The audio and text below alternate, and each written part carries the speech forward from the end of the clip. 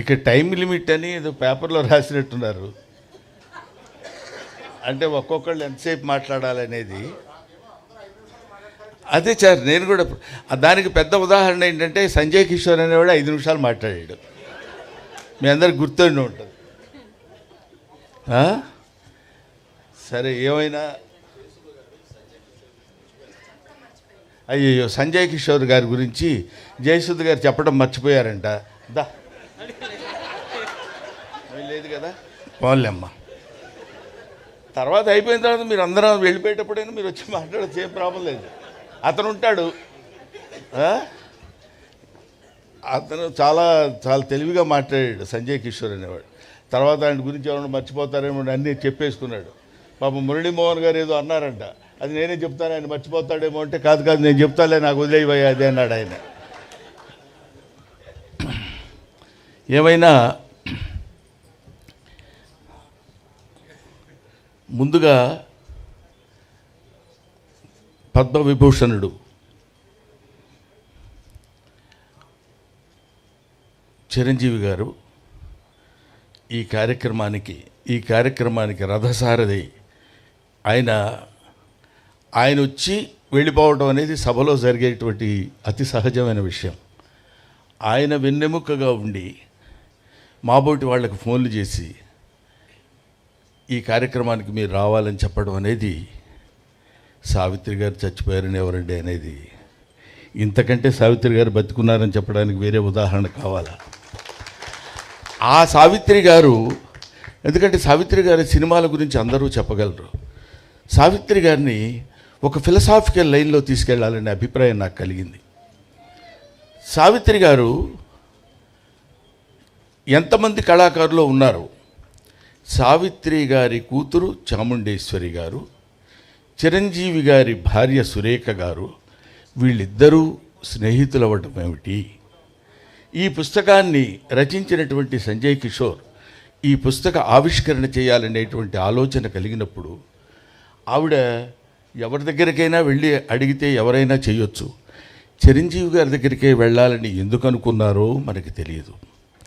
వెళ్ళినప్పుడు నేను చాలా కొంచెం హెక్టిక్గా ఉందండి అనేటువంటి ఆలోచన లేకుండా వెంటనే ఎస్ అని ఎందుకు చెప్పాలి అనుకున్నారు? వీటన్నిటికీ వెనకాలుండి నడిపించినటువంటి ఒక అదృశ్య శక్తి, అదే సావిత్రమ్మ ఆత్మ.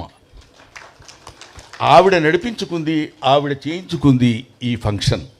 ఆవిడ దగ్గరుండి, నాన్న చిరంజీవి నేను చనిపోయాను అంటున్నారు అందరూ. కాదు, నేను బతికే ఉండాలి, బతికే ఉన్నాను అన్న విషయం నువ్వు చెప్తే అందరూ నమ్ముతారు. నువ్వు చెప్తే అందరూ, తెలుగువాడు, తెలుగు మాట్లాడేటువంటి తెలుగు ప్రేక్షకుడు ఎవడైనా నువ్వు చెప్తే ఆనందిస్తారు, నమ్ముతారు. నాన్న నీ చేతుల మీదుగా నా పుస్తకాన్ని ఆవిష్కరించరా అని చెప్పిందేమో అనేటువంటి భావన నాకు కలుగుతుంది. లేకపోతే ఇది అతి సాధారణంగా ఇందాక చాముండేశ్వరమ్మ చెప్పినట్టు, ఇందాక ఆవిడ ఏదో మీ చేతుల మీదుగా జరిగితే చాలు, మీ ఇంట్లోనే ఈ పుస్తక ఆవిష్కరణ ఇలా జరిగితే బాగుండంటే, చిరంజీవి గారు అంటే ఆయన గురించి ఇప్పుడు సభలో చెప్పాల్సింది సావిత్రి గారి గురించి అయినా, సావిత్రి గారి పెద్ద కొడుకులాగా ఆయన గురించి చెప్పాల్సిన విషయం నాకు ఏర్పడింది. ఇప్పుడు ఏదో ఒక మామూలుగా అయితే మా ఇంట్లో జరుగుతుందిలేంటి చేసేద్దాం అనేటువంటిది కాకుండా, సావిత్రి అంటే యునీక్. సావిత్రి అంటే ఒక నట శిఖరం. ఆవిడ గురించి ఒక చిన్న ఫంక్షను ఎక్కడో ఇంత ఫంక్షన్ పెట్టి అయిపోయింది అని నలుగురు కెమెరాలతో చేసేటువంటిది కాదు. సావిత్రి ఫంక్షన్ అంటే సావిత్రి ఫంక్షన్ లాగే ఉండాలి అంతా. ఎందుకంటే ఆవిడ ఎడం చేత్తో ఎంతమందికి ఎన్ని దానాలు చేశారో, ఎంతమందిని ఆవిడ అంటే నటనాపరంగా తీసి పక్కన పెడదామండి, దాని తర్వాత మాట్లాడుకుందాం. అటువంటి మహనీయురాలైనటువంటి ఆ మహానటి సావిత్రి గురించి ఆయన పెద్ద మనసు చేసుకుని ఇంతమందిని ఆహ్వానించి, ఆయన పిలిస్తే రాకుండా ఎవరు ఉంటారండి? బ్రహ్మానందం కూడా 11 గంటల వరకు ఉంటాడు, అదొక చరిత్ర. కాబట్టి అటువంటి మహనీయుడు తలపెట్టినటువంటి ఈ కార్యక్రమం ఎవరు చేశారు ఇది ఇంకెవడయ్యేవాడు? ఆ సావిత్రమ్మే చేసుకుని ఉంటుందని నేను మనస్ఫూర్తిగా నమ్ముతున్నానమ్మా.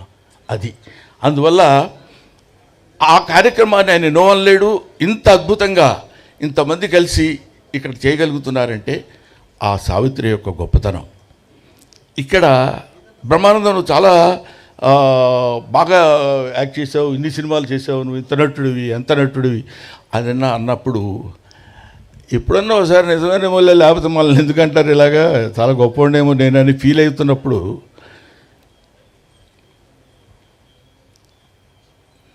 అది ఆవిడ నటించేటువంటి సినిమాలు ఏదైనా ఒక్క సినిమా అంతా కూడా కాదు, ఒక సీన్ అంతా కూడా కాదు, ఒక ఎక్స్ప్రెషను. ఇందాక పరుచూరి గారు చెప్పినట్టు ఒక ఎక్స్ప్రెషను. డాక్టర్ చక్రవర్తిలో ఒక పాట ఉంటుంది. ఆ పాటలో అమ్మ నటించినటువంటి విధానం చూస్తే ఒక్క సెకండ్లో అంత రొమాంటిక్గా నీవు ఆ పాట ఏంటి, నీవు లేక వీణ నిలువు లేక వీణ పలుకలేనన్నది, నీవు రాదా నిలువలేనన్నది. ఆ పాట ఒకసారి దయచేసి మీ అందరికీ చేతులెత్తి నమస్కారం చేసి చెప్తున్నాను, గూగుల్లో కొడితే వస్తుంది, పాట చూడండి. ఇప్పుడు మేము మహానటులం, మేము చాలా గొప్పవాళ్ళమని బోర్డులు పెట్టుకునే వాళ్ళందరూ ఆ పాట ఒక్కసారి చూస్తే కనువిప్పు కలిగి వాళ్ళల్లో ఉన్నటువంటి నట అహంభావం మొత్తం దద్దలిపోయి పగిలిపోయి ముక్కలైపోయి ఆ తల్లికి చేతులెత్తి నమస్కరించాలనిపిస్తుంది. అది ఆవిడే ఎంతటి గొప్ప నటి అని చెప్పడానికి, అయ్యో ఆవిడ చూడలేకపోయామన్న బాధ కంటే ఇలా చూస్తున్నప్పుడు ఇలా చేయాలా, ఇలా చేస్తే ఇది కదా నటన, ఇది కదా యాక్టింగ్ అని చెప్పినప్పుడు నేను కొంచెం తెలుగు చదువుకున్నవాడు కాబట్టి తెలుగు మాస్టర్గా ఒక విషయం చెప్పాలి. బంబెర పోతన అంటాడు, అంబ నవాంబుజోజ్వల కరాంబుజ శారద చంద్ర చంద్రికాకడంబర చారుమూర్తి ప్రకట స్ఫుట భూషణ రతన దీపికా చుంబిత దిగ్విభాగ శృతి సూక్త వివిక్త నిజ ప్రభావ భవాంబర వీధి విస్తృత విహారిణి నన్ను కృపదూడు భారతి అని కోరుకుంటాడు. ఎవరు? బంబెర పోతన సరస్వతీదేవిని. మన నటీనటులు నటీమణులు నటులందరూ కోరుకోవాల్సింది ఏంటంటే భావాంబర వీధి విస్తృత విహారిణి కాదు, నటనాంబర వీధి విస్తృత విహారిణి సావిత్రి నన్ను కృపదూడు భారతి అని నమస్కరించి ఎక్కడో శిఖరాగ్రం మీద కొన్ని వేల మెట్ల మీద కూర్చున్నటువంటి ఆ మహోన్నతమైనటువంటి నటిని ఎక్కటానికి ముందుగా మొదట కనిపించేటువంటి ఆ ప్రథమమైనటువంటి సోపానానికి నమస్కరించుకుని వెళ్ళాలి.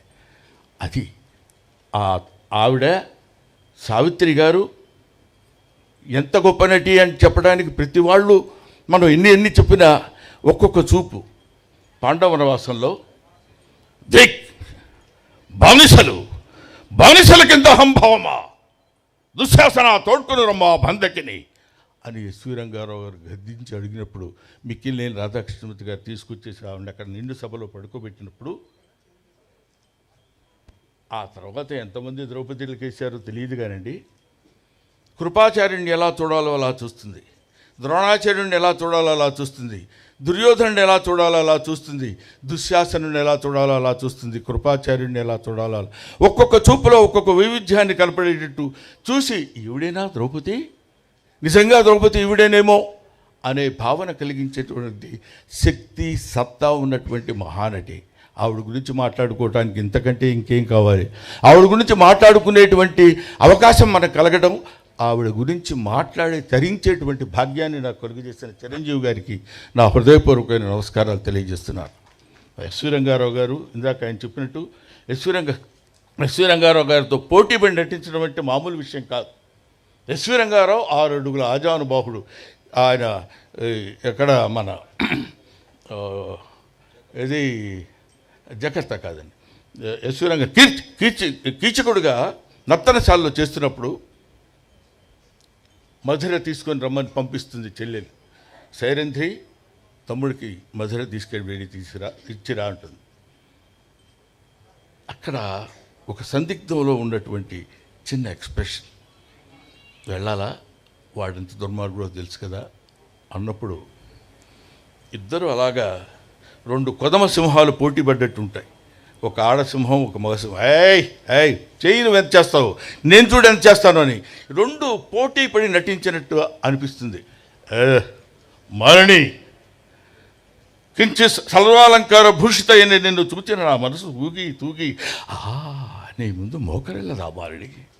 5 భర్తలకు భార్యనే దానవు, 6 నన్ను అంగీకరించలేవా, ఆనందపరచలేవా మాలినీరా అంట. ఎస్వి రంగారావు మాట అన్నప్పుడు సావిత్రి చూస్తుందండి, అమ్మ చూస్తుందండి అంటున్నాను, ఏమనుకోవద్దు ప్రేక్షకుడిని.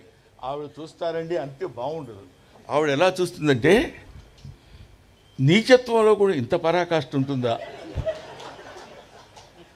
5 భర్తలకు భార్య అయిన దాను 6వగా నన్ను అంగీకరించలేవా, ఆనందపడతలేవా మాలినీరా, మన కోసం హంసతూరిగా పల్పం ఎదురు చూస్తుందా అంటాడు.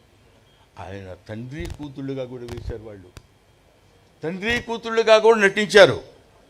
కానీ ఇక్కడ ఒక పరమ నీచమైనటువంటి, పరమ దారుణమైనటువంటి, కామానికి బానిసైనటువంటి ఒక మూర్ఖుడిగా అతను నటిస్తుంటే, అక్కడ అసహించుకుని జుగుప్సాకరంగా ఉండేటువంటి ఒక వ్యతిరేకించే ప్రేయసిలా నటించడం అంటే, ఇలాంటివి ఎన్నెన్ని చెప్పాలి సావిత్రమ్మ గురించి.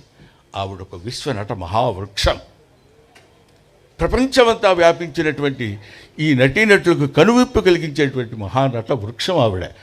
ఆ వృక్షం కింద ఎన్నో పూలు కాయలు పండ్లు రాలిపోతే మాలాంటి నటులు అక్కడ వేలుకుని చిన్న సజ్జలో ఆ పూలు అవి ఏరుకుని వెళ్ళిపోవాల్సినటువంటి స్థితి ఉన్నటువంటి వాళ్ళం. అటువంటి వాళ్ళని చాలామంది మనం ఏమనుకుంటామంటే ఈ లలిత కళలు అంటారు. లలిత కళలు అంటే మామూలుగా ఫైన్ ఆర్ట్స్ అని ఇంగ్లీష్లో అంటారు, తెలుగులో దాన్ని తెలుగు చేసేటప్పుడు లలిత కళలు అంటారు. లలిత కళలు అంటే లలితములైన కళలు అని, చాలా సునిశ్చితమైన కళలు అని కాదు. లలిత కళలు అంటే లలితా గాయత్రి యొక్క అంశ కలిగినటువంటి కళలు, లలితా గాయత్రి యొక్క అనుగ్రహము కలిగినటువంటి కళలు. అవి కొంతమందినే ఆ తల్లి చూజ్ చేసుకుంటుంది, కొంతమందినే అలా పట్టుకుని పైకి తీసుకొస్తుంది. అలాంటి వాళ్ళలో లలితా గాయత్రి స్తన్యాన్ని కోరినటువంటి ప్రథమ అద్భుతమైనటువంటి తెలుగు బిడ్డ నిశంకర సావిత్రి. నిశంకర సావిత్రి అంటానికి ఆవిడ ఎంత మహానటి అంటే అంత మహానటి అని ఏ శంక లేకుండా చెప్పవచ్చు. నిశంకర సావిత్రి అంటే అంత గొప్పది. అటువంటి ఆవిడ గురించి ఎన్నెన్ని చెప్పుకోవాలని చెప్పండి. అటువంటి మహానటి ఆవిడ తలుచుకుంటేనే ఆహా ఇది చాలు కదా, ఇది గాక సాఫల్యం, ఇది గాక జన్మ సరితార్థం ఇంకొకటి కలదే. ఆవిడ గురించి మాట్లాడేటువంటి అవకాశం కలిగింది కదా, కలిగించినటువంటి మహనీయులు ఎంతోమంది ఉన్నారు కదా అని. అమ్మ చాముండేశ్వరి, అయ్యా గోవిందరావు గారు, మీరు ఏదో అంటారు సావిత, తల్లి గురించి ఈ వయసులో అమ్మని ఎలాగైనా బతికించుకోవాలి అనేటువంటిది. బతికించుకోవాలంటే అమ్మ చచ్చిపోతే బతికించుకోవాలమ్మా. ఎక్కడ చచ్చిపోయిందమ్మా మీ పిచ్చిగాని. ఆవిడ ఉంటుంది.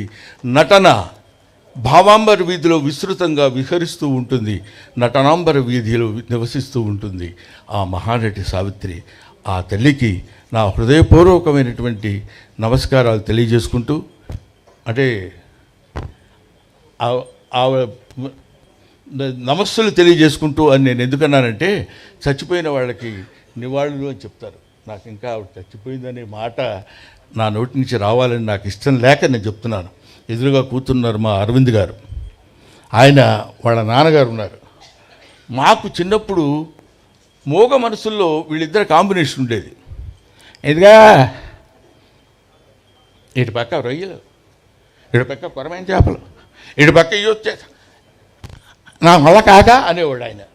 ఏంటి ఈయన ఇలా అన్నప్పుడు ఒక చిన్న మోగ మనసుల్లో సావిత్రమ్మ గారు ఆయన చేస్తున్నటువంటి నటన కాకుండా క్యారెక్టర్ పరంగా ఒక చిన్న నవ్వేది.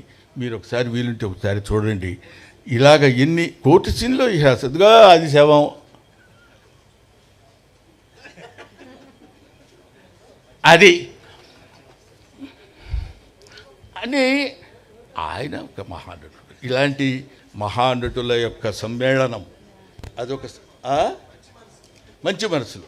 ఇది మహానటుల యొక్క సమ్మేళనం.